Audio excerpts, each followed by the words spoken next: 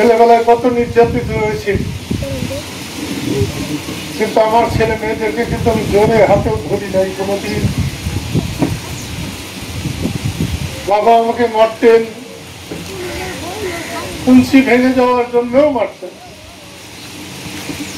তারপরেও বাবা যখন টেনে বসিয়ে খাওয়াতেন মনে হতো আমি স্বর্গ পেয়েছি। লতিফ ভাই আমাকে গরুর মতো মারতেন, কিন্তু তারপরে যখন আমার অসুখ হলে মাথায় হাত দিচ্ছেন না পায়ে হাত দিচ্ছেন কোনো হিসাব থাকতো না।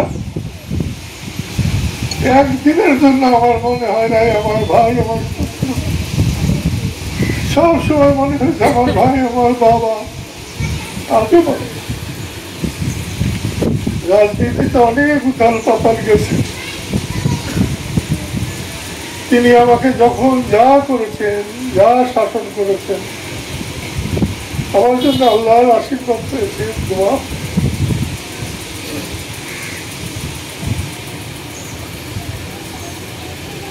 দান্ডুকে এখানে রেখে গেলাম, আমি যেদিন পারি চলে আসবো। বাবার পায়ের কাছে থাকতে বললে সেটাই হবে আমার জন্য সার্থকতা। দান্ডুকে আমি সম্মান দিতে পারি নাই, দান্ডুকে আমার মানুষেরা সম্মান দেয় নাই, দিতে পারে নাই। সারা দুনিয়ার খবর বলতে পারবো না কোন প্রবাসী স্বামীকে তার স্ত্রী এভাবে দেশে ফিরিয়ে আনে, একমাত্র নজির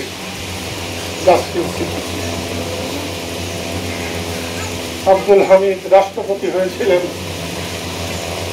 কাদের সিদ্দিকী প্রত্যাবর্তন পরিষদের মিটিংয়ে আব্দুল হামিদ ও সাধারণ বক্তা হিসেবে অনেকবার হাজির হয়েছেন। জিল্লুর রহমান রাষ্ট্রপতি হয়েছিলেন, সে জিল্লুর রহমানও কাদের সিদ্দিকী প্রত্যাবর্তন পরিষদ যেটার আহ্বায়িকা ছিলেন নাসরিন, তিনি অনেকবার শরীক হয়েছে। কালকে সন্ধ্যায় আমি ফোন করেছিলাম, মিরাজ নামে একটি ছেলে, আমি যেদিন ঢাকায় আসি ঢাকা বিমানবন্দরে আমাকে দাঁড় করিয়ে দিয়েছিল মিরাজ, তার সঙ্গে কথা বললাম আমেরিকা থেকে, পাগল হয়ে নুরুল নবীর সঙ্গে কথা বললাম, পাগল হয়ে। আমি আর কিছু চাই না, আমি অনেকের কাছে দোয়া চাই। 3টা বাচ্চা রেখে গেছে ওর মা, মায়ের অভাব বাবা কোনোদিন পূরণ করতে পারে না, তবুও আমি চেষ্টা করব। ওদের একে তো বাবা আমি ছিলামই, এখন যদি মা হয়ে আমি ওদের পাশে থাকতে পারি, ওদের করতে পারি, আপনারা দোয়া করবেন। আমার বড় মেয়েটা খুব আঘাত পেয়েছে, ছোটটা তো বোবা হয়ে গেছে, ছেলেও কেমন যেন পাগল হয়ে গেছে। দোয়া করবেন ওরা যেন স্বাভাবিক হয়, আল্লাহ যেন ওদের রহমত করে। আমি হাদিস কোরআনে পড়েছি, আল্লাহর মাল যখন আল্লাহ নিয়ে যায় তার জন্য বেশি শোক করতে নাই। আমার অন্যায় হচ্ছে কিনা আমি জানি না, কিন্তু আমি পারছি না। জীবিত থাকতে বোধহয় একদিনও মনে করতে পারি নাই এতটা আমার হৃদয় জুড়ে, এতটা আমার সমস্ত অস্তিত্ব জুড়ে জন্ম ছিল। এমন সাদামাটা মানুষ খুব একটা হয় না, মেয়েদের যত গুণী থাকবে তারপরেও কিছু দোষ থাকে, কিন্তু আমার দান্নুর সে দোষও ছিল না। আপন পর ভাবতে জানতো না, কারোর সঙ্গে শত্রুতা করতে পারতো না। বাজার করতে টাকা দিলে 50 টাকাকে 500 টাকাকে 50 টাকা ভেবে বাজার করত।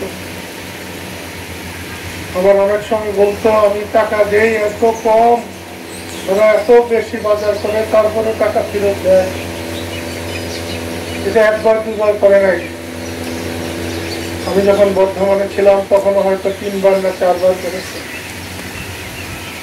ঢাকায় না হলে 5-6 বার করেছে। এখন ভোলা গলা মানুষ, জড়তাহীন মানুষ, আদৌ মেয়েরা হয় কিনা আমি জানি না, আমি তো মেয়েদের ভালো জানি না। আমার কাছে মেয়েরা যারাই আসে সবই আমার সন্তানের কথা। আমার মেয়েরা আমাকে গালাগালি করে, তোমার কাছে তো তোমারই সব মেয়ে বাচ্চা, আমরা তো কিছুই না। কিন্তু আমি ওদেরকে কি করে বুঝাই, রাস্তা ঘাটে ওরা যে আমার কেমন করে। আজ থেকে প্রায় 15-18 বছর আগে এখানে একটা রফিক আছে এই রাজবাড়িতে, আমি যখন এসেছিলাম, রফিকের মেয়ে 4 বছর হয়তো হবে, প্রচন্ড বৃষ্টি হচ্ছে, দাদা দাদা বলে কি যে যত্ন করেছিল, এখন পর্যন্ত আমি ভুলতে পারি না। আমি প্রায় 1 বছর ঘরে বাইরে ছিলাম। আমার দাবি ছিল খালেদা জিয়া আপনি হরতাল বন্ধ করে। শেখ হাসিনার কাছে দাবি করেছিলাম আপনি আলোচনায় বসেন। তারা অনেকেই আমার কথা শুনে। সেই সময় আমি নাগরপুর গিয়েছিলাম। এক সকালে এক ঋতু বলে একটা বাচ্চা, তখন বোধহয় 3-তে পড়ছে, আমার জন্য খাবার নিয়ে এসেছিল। সেই যে একবেলা খাওয়াইয়েছিল, আজও আমি তারা ভুলতে। কিন্তু আমার বাচ্চারা যখনই শোনে তখনই ওদের রাগ হয়ে যায়। তুমি পরের ব্যাপারে হিসাব করো না, আমাদের ব্যাপারে হিসাব করো। আজকে আমাকে অনেকক্ষণ বকছে। তখন আমি মেয়েকে বলছি, মা তোমার যেমন লাগছে আমারও লাগছে, আমার এখনো তুমি বলতে আছে। সেই জন্যে তাদের সবাইকে বলছি দোয়া করবে। কার দোয়া আল্লাহ কবুল করবে জানি না, তবে কারও দোয়ায় যদি আমার নাসরিন ভেস্তবাসী হয়, আমার মা বাবা ভেস্তবাসী হয়, সেটাই হবে আমাদের জন্য সবচেয়ে কল্যাণের। কবরে গেলে আল্লাহর কাছে আমরা কেউ বড় ছোট না, সব তোমার। বরঞ্চ কৈফিয়ত গরিবকেই কম দিতে হবে, বৃত্তশালীকে কিন্তু কৈফিয়ত। আমি সবাইকে ধন্যবাদ জানাই।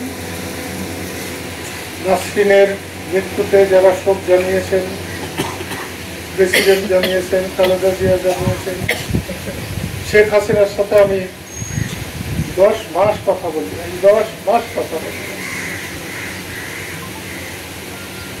শেখ হাসিনা কতবার ডান্নুর চুল বেঁধে দিয়েছে,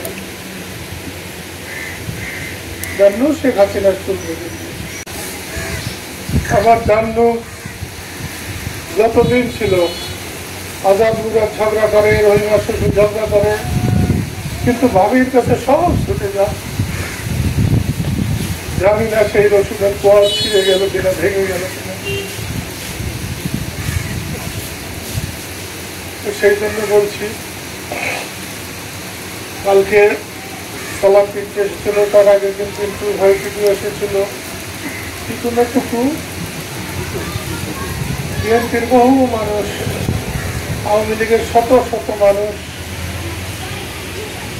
শুভকামনা জানিয়েছে, দুঃখ প্রকাশ করেছে। আমি সবাইকে আমার পরিবারের পক্ষ থেকে, আমার পক্ষ থেকে এই শোকের মধ্যে তাদের সমবেদনা,